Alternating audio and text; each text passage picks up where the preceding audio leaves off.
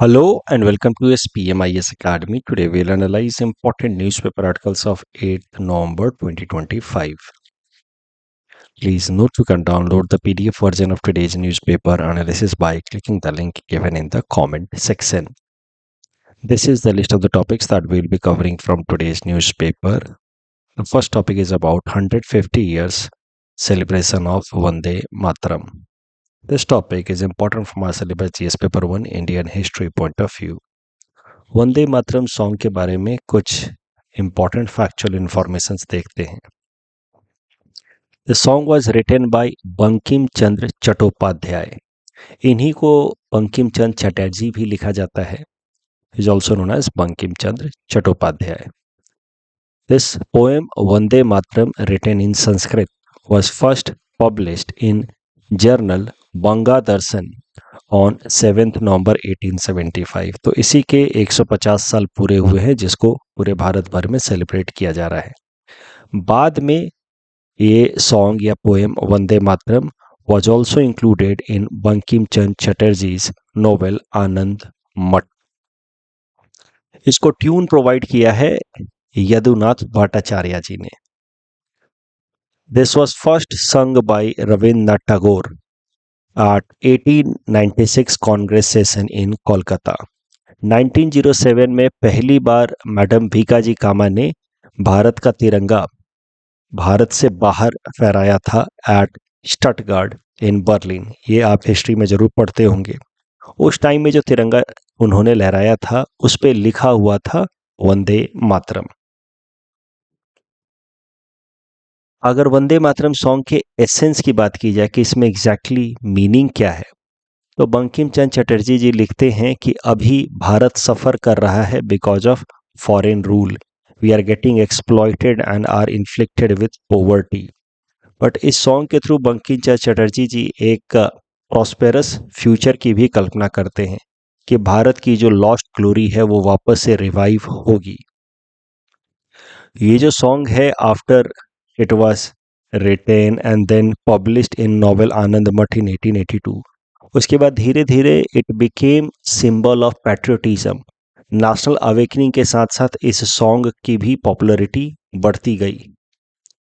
बाद में 1937 में इंडियन नेशनल कांग्रेस ने वंदे मातरम सॉन्ग के 6 में से स्टार्टिंग 2 स्टेंजा को नेशनल सॉन्ग डिक्लेयर किया। तो वंदे मातरम ओरिजिनली इसमें 6 स्टेंजाज हैं, इस तरीके से आप यहाँ देख सकते हैं। उसमें से जो फर्स्ट एंड सेकंड है सुजलम सुफलम मलयज शीतलम से लेकर के यहाँ तक सुखदाम वरदाम मातरम, ये 2 स्टेंजा इसको अडॉप्ट किया गया एज आर नेशनल सॉन्ग। बाकी के 4 स्टेंजा को क्यों छोड़ दिया गया उसके पीछे का भी कारण देखते हैं। तो पहला 2 स्टेंजा जो है उसमें पूरी तरीके से मदर इंडिया के लिए डिवोशन में ये लिखा गया है। तो ये पैट्रियोटिक फर्वर को डेवलप करता है। लेकिन बाद के जो स्टेंजा हैं उसमें थोड़ा सा आपको रिलीजियस फर्वर या रिलीजियस कलर भी दिखेगा। कुछ later stanzas refers to Hindu goddesses like Durga Lakshmi. आप यहाँ देख सकते हैं दुर्गा का जिक्र है। कहीं पे कुछ मंदिर की बात की गई है। तो जो हमारे लीडर्स थे उस वक्त के, उनको ऐसा लगा कि कोई भी ऐसा नेशनल सिंबल नहीं चुना जाना चाहिए जो किसी एक पर्टिकुलर धर्म से जुड़ा हुआ दिखे। उससे फ्रीडम स्ट्रगल मूवमेंट कमज़ोर हो सकता है। तो इस कारण से स्टार्टिंग के ही 2 स्टेंजा को बनाया गया नेशनल सॉन्ग, बाद के 4 स्टेंजास को ट्रंकेट कर दिया गया। बाद में on 24 January 1950 The Constituent Assembly formally adopted this truncated version यानी कि the first 2 stanza of this song Vande Mataram as national song of Republic of India। इस टॉपिक के बेसिस पे ये प्रीलिम्स प्रैक्टिस क्वेश्चन है। Please attempt this question and submit the answer in the comment section. Next topic is about Kazakhstan joining Abraham accord. अब ये news अपने आप में बहुत इंपॉर्टेंट नहीं है, बट फिर भी मैं इसको कवर कर रहा हूँ ताकि आपको मैं अब्राहम एकॉर्ड्स के बारे में बता सकूँ और इसकी मदद से फिर मैं आपको इजराइल पैलेस्तीन कन्फ्लिक्ट के बारे में सिखा सकूँ। इजराइल पैलेस्तीन कन्फ्लिक्ट लगभग हमने 1-1.5 साल पहले न्यूज़पेपर एनालिसिस में कवर किया था। आज एक बार फिर देखते हैं, उसका करंट रेलेवेंस देखेंगे specially for India, and then will come to the current news. So this topic discussion is going to be important from our syllabus GS paper 2 international relations point of view. So सबसे पहले समझते हैं Israel Palestine conflict के बारे में। देखिए, this conflict is with respect to land and religious identity.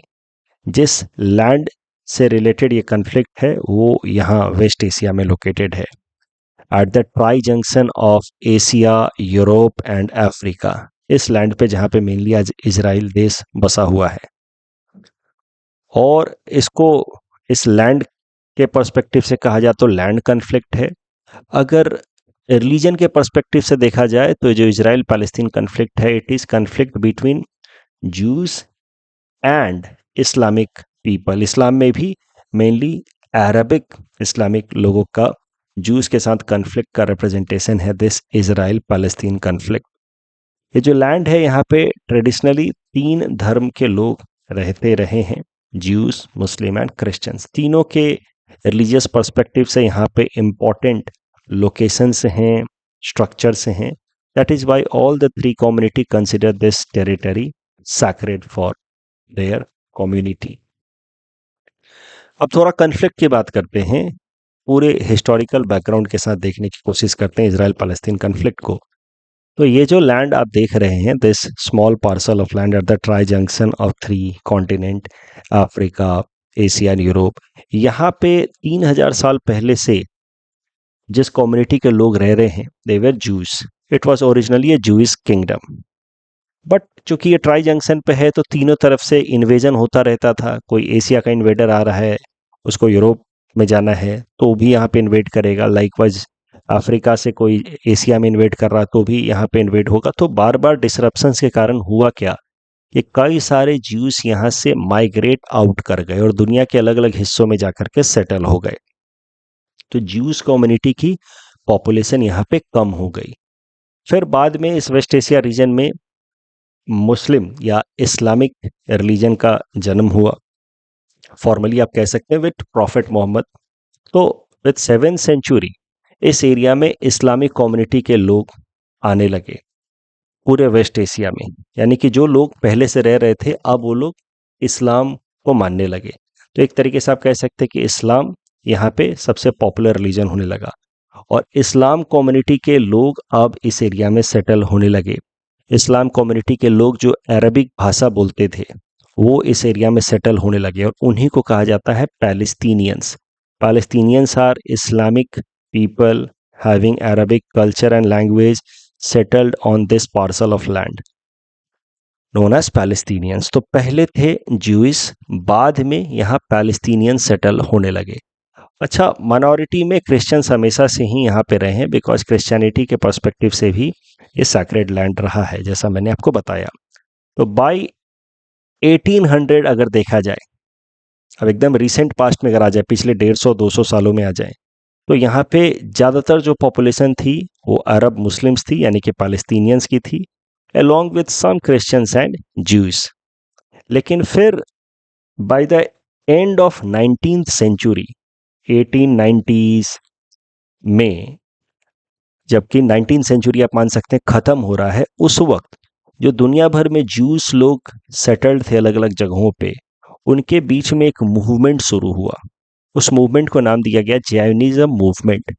As per this movement, Jewish people were requested to come back to their ancestral land and start settling here। तो इसी को कहा गया है ज़ायोनिज़्म मूवमेंट, जिसकी शुरुआत आप मान सकते हैं कि गई इन 1897 बाय ज्यूइश लीडर जिनका नाम था थियोडर हर्जल। तो ये ज्यूस लोग जो पूरे दुनिया भर में अलग अलग जगहों पे सेटल्ड थे, कहीं ना कहीं उनके मन में एक इच्छा तो थी ही कि हम जहाँ पे भी रहते हैं वहाँ पे we are treated as an outsider. उनको ऐसा लगता था कि हमें वापस जाकर के अपना एक देश बनाना चाहिए, सबका अपना एक देश होना चाहिए, उसके बाद भले दुनिया के किसी भी हिस्से में रहो। जैसे इंडियंस अभी अमेरिका में रहते हैं, लेकिन हमारा उनका एक देश तो है भारत। उनको कोई ये तो नहीं कह सकता कि you our country less people, nation less people. तो ये फीलिंग जूस लोगों को आ रही थी कि they our country less, they do not have nationalistic sentiments. तो इस आइडिया से गाइडेड होकर के थियोडर हर्जेल ने ये मूवमेंट शुरुआत की, जैनिस्ट मूवमेंट। इसके पहले भी ये फीलिंग तो थी ही, लेकिन इसको आप कह सकते हैं फॉर्मली इन्वोक किया गया 1897 में। और ये जो मूवमेंट है ये पीक करने लगा after Nazi Holocaust, because Nazis under Hitler, उन्होंने जो एट्रोसियस एक्टिविटीज की वो मेनली डायरेक्टेड थे अगेंस्ट द जूस। जूस लोगों के अगेंस्ट तमाम एक्सप्लॉयटेशन हुआ। तो उस दौरान जब नाजीज होलोकास्ट हुआ और फिर उसके बाद वर्ल्ड वॉर टू हुआ, तो उस दौरान फिर एक स्ट्रॉन्ग सेंटिमेंट इवोक होने लगा कि नहीं, हमारा अपना देश तो होना ही चाहिए। जहाँ भी रहते हैं वहाँ लोग आउटसाइडर्स कहते हैं, और लोग अगर कोई इस तरह की एट्रोसियस सरकार आ जाए, जैसे ना नाजी सरकार आ गई थी जर्मनी में, तो they start targeting these juice. क्योंकि जब भी किसी भी देश में इकोनॉमिक क्राइसिस होगी तो वहाँ के जो लोकल लोग हैं, जिनको लगता है कि वो उस ज़मीन से जुड़े हुए लोग हैं, उनका पहला हक है उस ज़मीन के रिसोर्सेज के ऊपर। उनको जब इकोनॉमिक तकलीफ़ें होंगी तो उनका गुस्सा फूटेगा माइग्रेंट्स के ऊपर कि ये बाहरी लोग आकर के क्यों यहाँ के रिसोर्सेज को एंजॉय कर रहे हैं, उनके साथ हमें क्यों शेयर करना पड़ रहा है। तो ऐसा एट्रोसिटी, इस फीलिंग के कारण एट्रोसिटीज़ जूस लोगों को तो पूरी दुनिया भर में फेस करना पड़ रहा था, लेकिन इसका एक मैसिव इम्प्लीकेशन देखने को मिला इन जर्मनी अंडर नाजीज, जिसके कारण आया होलोकास्ट। तो उसके बाद से ये जो मूवमेंट है, Zionist movement, it further got momentum कि नहीं, अब हमारा अपना देश तो होना ही चाहिए। और चूंकि होलोकास्ट के बाद पूरी दुनिया भर के जो इमोशंस हैं वो जूस लोगों के साथ हो गए थे, तो वर्ल्ड वॉर टू जब खत्म हुआ, फिर यूनाइटेड नेशंस बनाया गया, an international organisation with the aim of preventing these kind of catastrophic war in future. और यूनाइटेड नेशंस में फिर इन जूस लोगों की डिमांड भी ली गई, इस पे चर्चा हुई। और फिर यूनाइटेड नेशंस ने 1947 में एक प्लान प्रपोज किया, यूनाइटेड नेशन पार्टीशन प्लान, जिसके हिसाब से ये जो लैंड है, try junctional land, triangular shape का छोटा सा लैंड पार्सल, इसके ऊपर दो अलग अलग देश बनाने का फैसला हुआ as per United Nation partition plan. There will be a country Israel which will be a Jews state, there will be a country Palestine for Arabic people. उसके अलावा जेरूसलम एक इम्पॉर्टेंट सिटी है which is important religiously for Christians, Jews as well as Muslims. तो Jerusalem को एक international city बनाने का फैसला किया गया अंडर यूएन कंट्रोल। ये प्लान यूनाइटेड नेशंस ने पास किया 1947 में कि दो अलग अलग देश बनेंगे और एक इंटरनेशनल सिटी बनेगा जेरूसलम। ये जो व्हाइट कलर से आप पैचेस देख रहे हैं, इस एरिया में बनाया जाना था इजराइल, क्योंकि यहीं पे ज़्यादातर जूस लोग रह रहे थे। क्योंकि जाइनिज्म मूवमेंट के कारण पहले से तो लोग आकर के इजरायली या जूस लोग तो यहाँ पे सेटल हो ही रहे थे। पैलेस्टीनियन लोग धीरे धीरे अपनी ज़मीनें छोड़ रहे थे, क्योंकि जूस लोग पूरे दुनिया भर में जहाँ पे भी थे वो वहाँ पे काफ़ी इन्फ्लुएंशियल थे, एफ्लुएंट थे, पैसे की कोई कमी नहीं थी। तो वो इस लैंड पे आ करके, because of Jainism movement, local Palestinian से ज़मीन खरीद खरीद करके सेटल हो रहे थे। तो even before this partition plan could be proposed, अच्छे खासे एरिया में ज्यूस लोग सेटल हो चुके थे पैलेस्टीनियन से ज़मीन खरीद खरीद करके। तो फिर फैसला हुआ कि जो वाइट पैचेज है जहाँ पे जूस लोग सेटल्ड हैं, यहाँ पे बनेगा इजराइल, ग्रीन पैचेस यहाँ पे बनेगा पैलेस्तीन।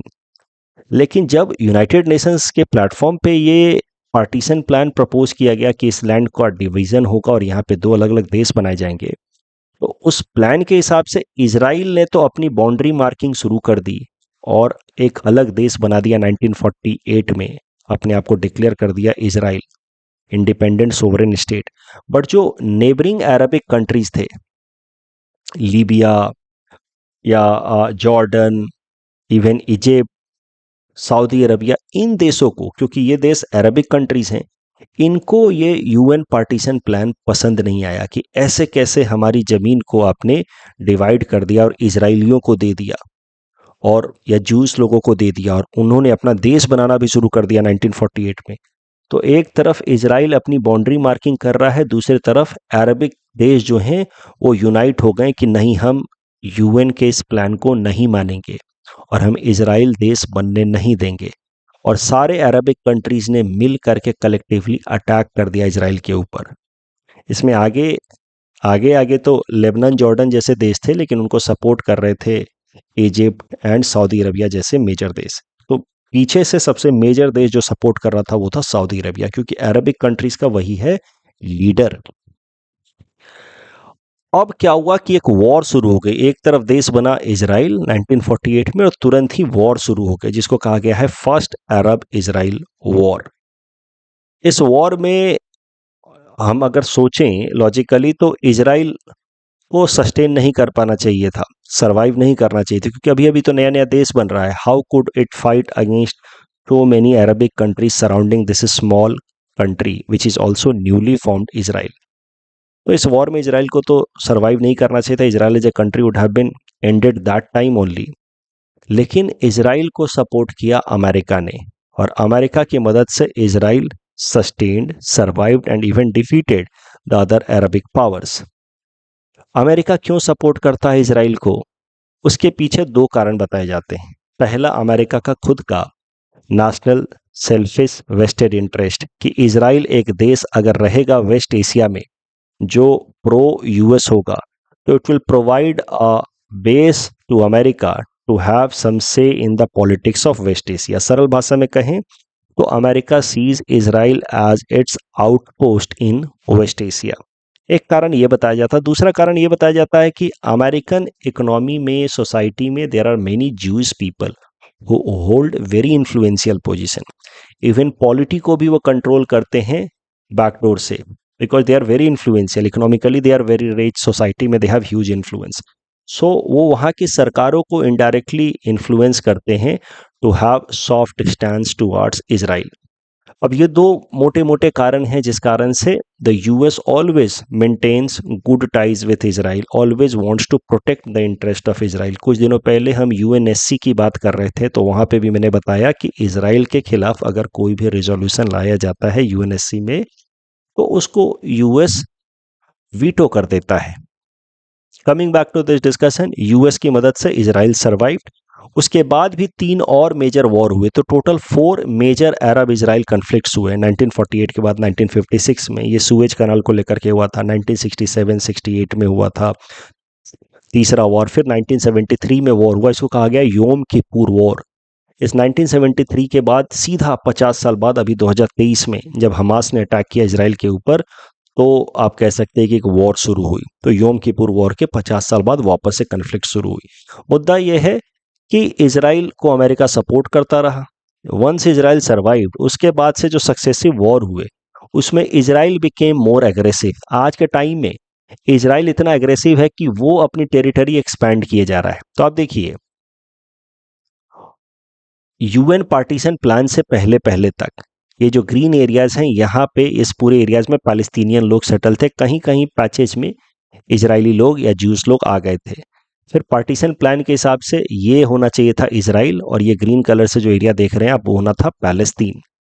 लेकिन after this 1948 creation of Israel, there have been 4 successive या ओवरऑल 4 वॉर्स। उसमें इजराइल ने धीरे धीरे पैलेस्टीनियन टेरिटरी को और ज़्यादा कैप्चर करना शुरू कर दिया। आज के टाइम में अगर देखा जाए तो इजराइल के पास ज़्यादातर टेरिटरी है इस लैंड पार्सल का। Palestinians have been forced to live in pockets. ये वाला पॉकेट है, इसको कहा जाता है वेस्ट बैंक, और इस वाले पॉकेट को कहा जाता है गाजा स्ट्रिप। गाजा स्ट्रिप में ही एक्टिव है एक फंडामेंटलिस्ट मिलिटेंट ग्रुप जिसका नाम है हमास, जिसने 2023 में इजराइल के ऊपर अटैक कर दिया। क्योंकि इजराइल ने उल्टा अप्रोच ले लिया है। उस टाइम में अरबिक लोग कहते थे, अरबिक कंट्रीज कहते थे कि हम इजराइल बनने नहीं देंगे एक अलग देश, और अब इजराइल कहता है कि हम पैलेस्तीन एक अलग देश बनने नहीं देंगे।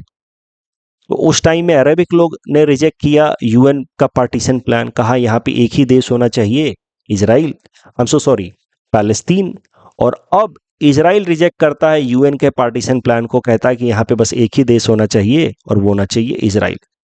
तो सरल भाषा में अगर कहा जाए तो पैलेस्टीनियंस ने अगर यूएन पार्टीशन प्लान मान लिया होता 1947-48 में, और चुपचाप से जब इजरायली लोग अपनी बाउंड्री डिमार्केशन कर रहे थे, उस टाइम में पैलेस्टीनियंस भी अपनी बाउंड्री डिमार्केट करके अपनी देश बना लेते पैलेस्तीन, तो शायद से आज ये कन्फ्लिक्ट, अरब इजराइल कन्फ्लिक्ट इतना मैसिव नहीं होता। I am not putting blame on Palestinians या अरबिक पीपल, मैं बस बता रहा हूँ कि वहाँ से कन्फ्लिक्ट की शुरुआत हुई है।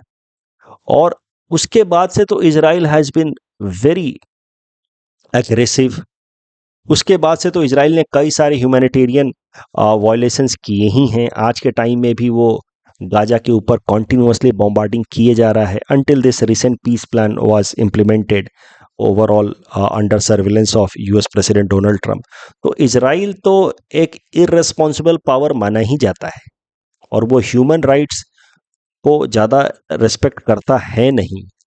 लेकिन अगर Palestinians had accepted UN partition plan in 1947 तो शायद से कन्फ्लिक्ट आज इतना मैसिव फॉर्म नहीं लेता।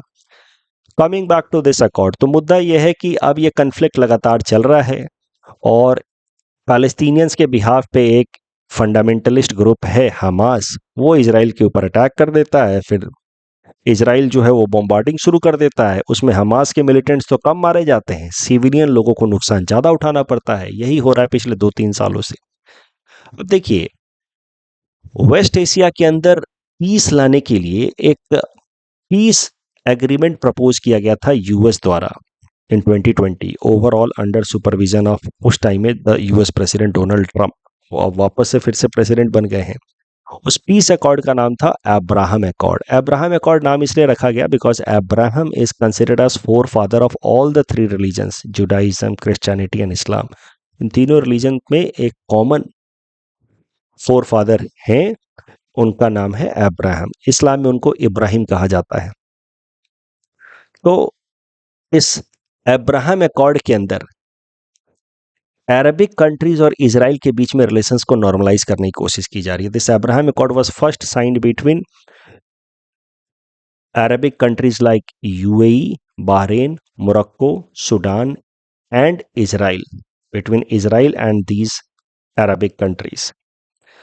तो इसके साथ ही अरबिक कंट्रीज और इजराइल के टाइज थोड़े से नॉर्मलाइज होने लगे। अरबिक देशों का लीडर है, मुखिया है सऊदी अरबिया। सऊदी अरबिया सीधा सीधा इस अकॉर्ड को अभी ज्वाइन करने से थोड़ा कतरा रहा है। इट इज़ हेजिटेटिंग अवे, क्योंकि सऊदी अरबिया में तो डेमोक्रेसी है नहीं। अब वहाँ के जो लोकल लोग हैं वो अभी भी थोड़े से ऑर्थोडॉक्स टेंडेंसीज रखते हैं।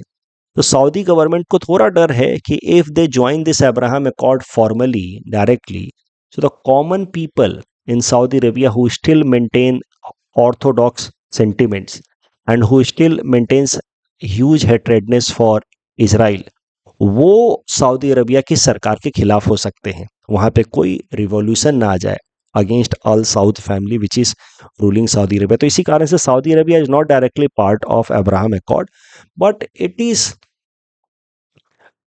you may say, interested, and it is a key player working from the background to support the other countries, other Arabic country जो सऊदी अरबिया के अच्छे एलाइज हैं, जैसे कि UAE, Bahrain, Morocco and Sudan, to join the Abraham accord. Saudi Arabia क्यों Abraham accord में interested है? क्योंकि सऊदी अरबिया भी यूएस का एलाई है, इजराइल तो यूएस का एलाई है ही। दोनों यूएस के एलाई इसलिए हैं क्योंकि इजराइल को तो यूएस ने ही सपोर्ट करके बनाया है, और सऊदी अरबिया यूएस का एलाई इसलिए हो गया है क्योंकि Saudi is hostile to Iran. West Asia की पॉलिटिक्स अगर देखी जाए तो वेस्ट एशिया की पॉलिटिक्स में 3 मेजर पावर है। एक तरफ तो इजराइल हो गया, एक सऊदी अरबिया, दूसरा ईरान है। ईरान और सऊदी अरबिया के बीच में हॉस्टिलिटी रहती है बिकॉज ऑफ शिया सुन्नी कन्फ्लिक्ट। तो इस्लाम के अंदर भी दोनों हैं इस्लामिक कंट्रीज ही, बट एक जो है सऊदी अरबिया, इसमें मेजॉरिटी पॉपुलेशन है सुन्नी, ईरान में है शियाज।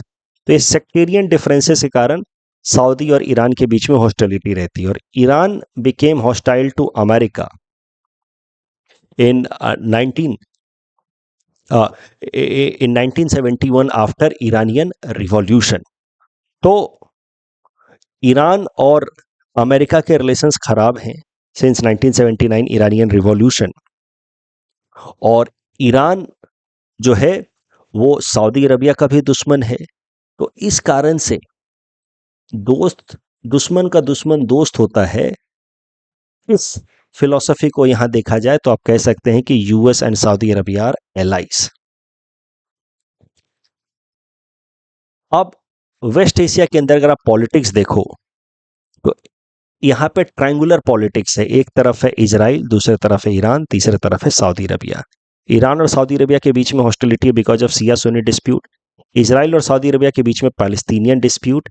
एंड इजराइल और ईरान के बीच में डिस्प्यूट इसलिए है because of Iranian revolution. Iranian revolution के कारण Iran has become hostile to America and Israel तो यूएस का एलाई है ही। तो इस कारण से भी इजराइल और ईरान के बीच में डिस्प्यूट रहता है because of Iranian revolution end of course Palestinian issue. क्योंकि ईरान भी एक इस्लामिक कंट्री है तो वो पैलेस्टीनियंस के इमोशंस के साथ सिंपैथाइज करता है। अब अब्राहम अकॉर्ड का नतीजा क्या हुआ?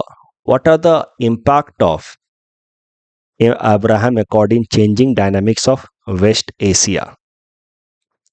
अब्राहम अकॉर्ड के कारण पहले जो ट्रायंगुलर फॉर्मेशन था of power centres in West Asia, एक तरफ इजराइल, दूसरी तरफ ईरान, तीसरी तरफ सऊदी अरबिया, अब वो आप कह सकते हैं बाई डायरेक्शनल हो रहा है। क्योंकि Israel and Saudi Arabia are aligning because of Abraham accord. Though Saudi Arabia is not officially part of Abraham accord, but back end पे America is playing as a role of natural unifier. तो अब ये जो differences हैं वो triangular के जगह पे बायलैटरल हो रहे हैं, टू साइडेड हो रहे हैं। अब भारत के लिए इसका क्या इम्प्लीकेशन है? तो कहीं ना कहीं भारत के लिए अच्छा है।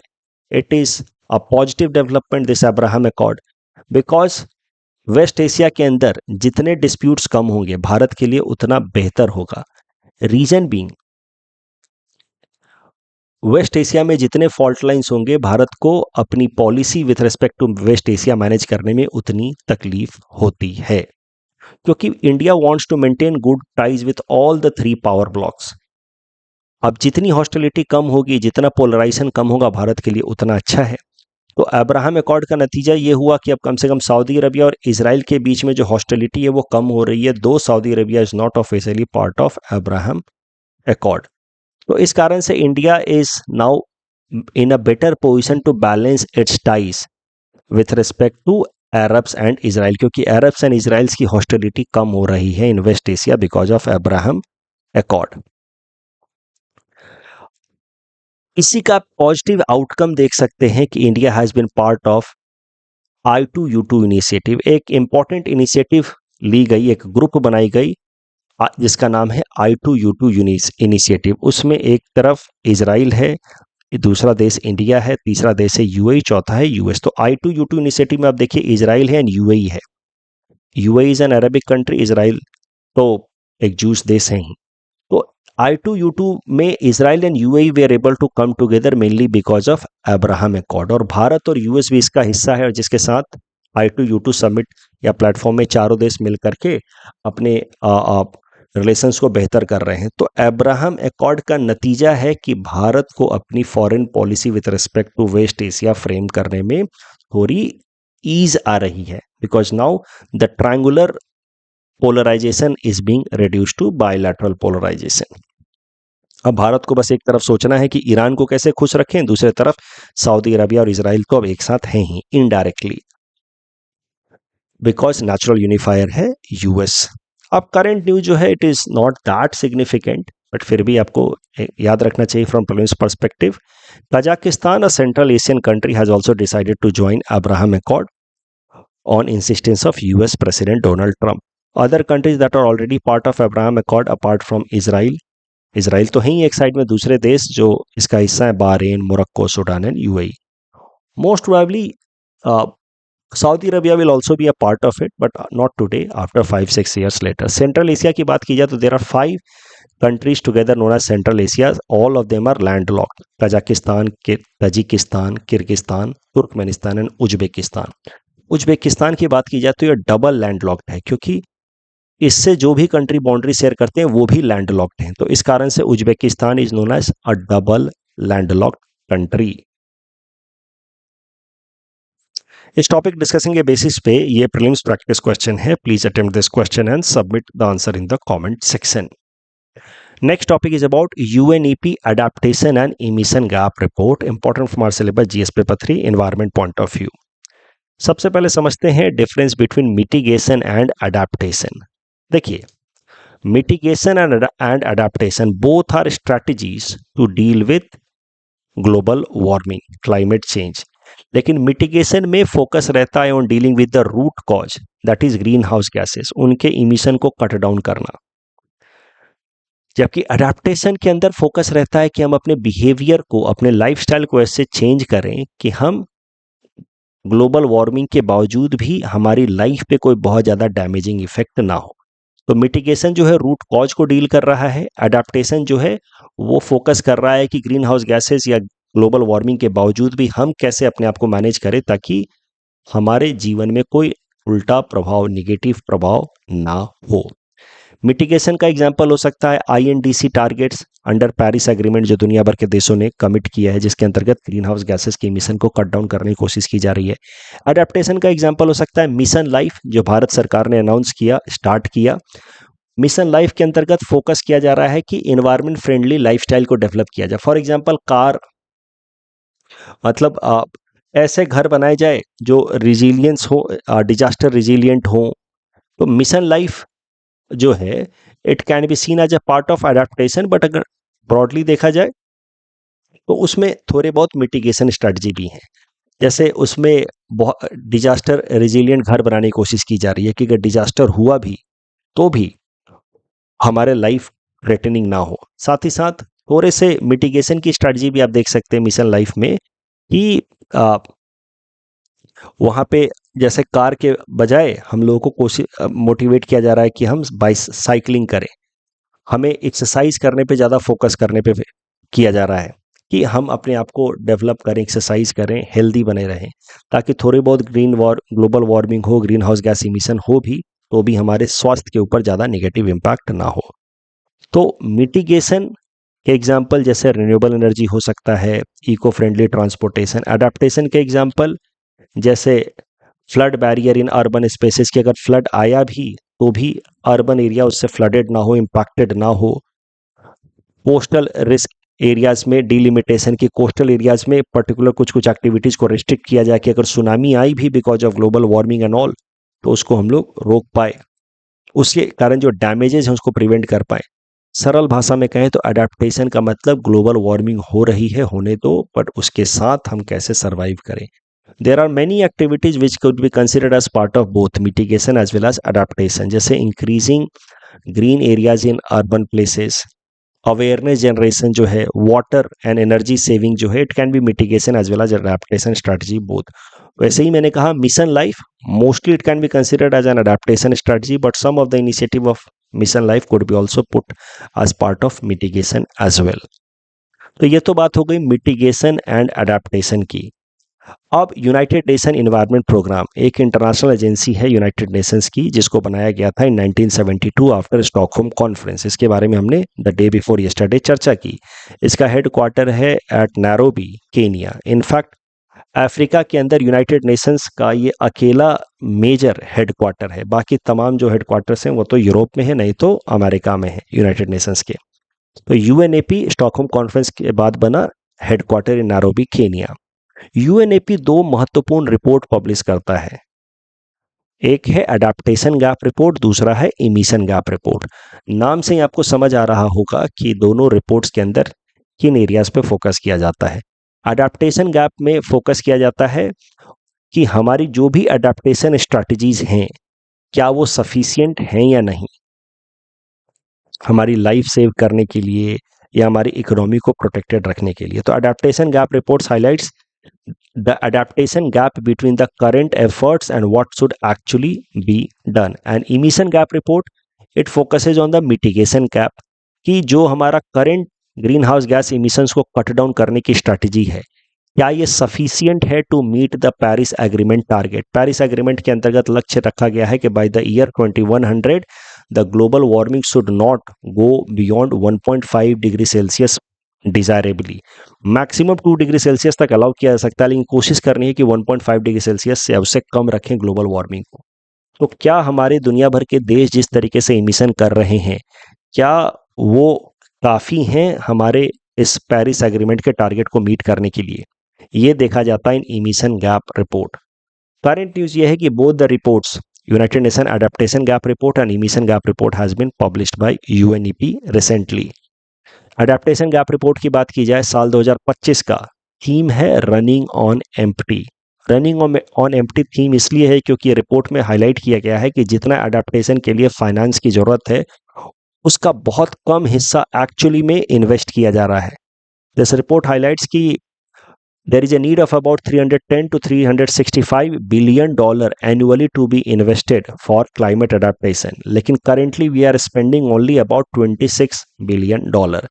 तो 2035 तक 300 बिलियन डॉलर खर्च करना होगा अडेप्टेशन के लिए मिनिमम, और हम खर्च कर रहे हैं सिर्फ 26 बिलियन डॉलर। तो there is a huge gap in what the finance is actually needed and what we are spending, and that is why this report has been titled running on empty।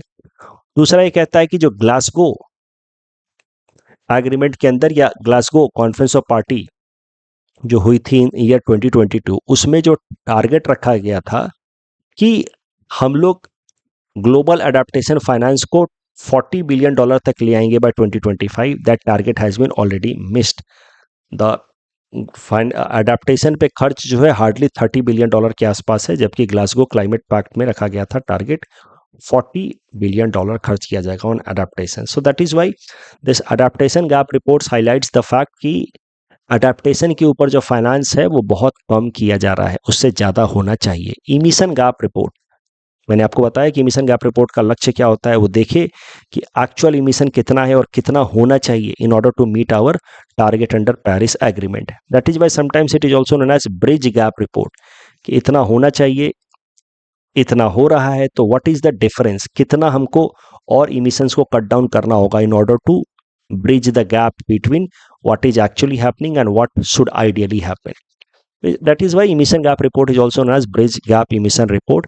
Theme for 2025 is off target. नाम से जैसा आपको समझ आ रहा है, इस report के हिसाब से हमारा जो इमिशंस हो रहा है वो बहुत ज्यादा हो रहा है, हमारे टारगेट से कहीं ज्यादा हो रहा है। आज पर दिस रिपोर्ट, जिस हिसाब से अभी ग्रीन हाउस गैस इमिशंस कर रहे हैं दुनिया भर के तमाम देश डिस्पाइट देयर आईएनडीसी, और जो उन्होंने आईएनडीसी कमिट किया है और जिस हिसाब से वो काम कर रहे हैं, अगर उसको उन्होंने अपने नेशनली डिटरमाइंड कॉन्ट्रीब्यूशंस आईएनडीसी को स्टिक भी किया, यानी कि अपने प्रोमिसेस को पूरा भी किया, तो भी ग्रीन हाउस गैस इमिशंस इस रफ्तार से हो रहे हैं कि overall global warming will be 2.3 to 2.5 degree Celsius by the year 2100, जबकि लक्ष्य क्या है 1.5 degree Celsius desirably and maximum 2 degree Celsius. इससे ज़्यादा होगा तो हमारे लाइफ के ऊपर बहुत सारे डैमेजिंग इफेक्ट हो सकते हैं।